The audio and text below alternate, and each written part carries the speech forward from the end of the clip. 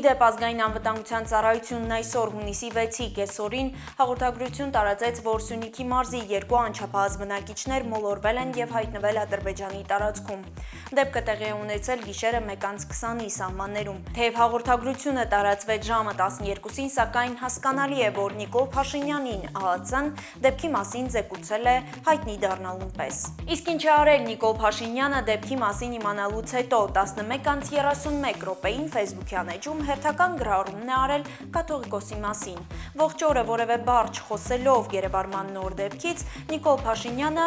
ևս մեկ գրառում է անում 16:30 րոպեին, կրկին նույն կաթողիկոսի թեմայով։ Իդեպ խնդրի հետ առնչվող եւ ոչ մի մարմին դեռևս հաղորդագրություն չի տարածել, թե ինչ է արվում թշնամու գերեվարած Կարեն Ջահանգիրյանին եւ Անդրեյ Գյագյունցին հետ բերելու ուղղությամբ։ Այդ նույն գերատեսչությունների ղեկավարները այս օրերին մեծ ջանասիրությամբ քննարկում էին կուսակրոնությունը ենթադրաբար խախտած հոգևորականների հարցը։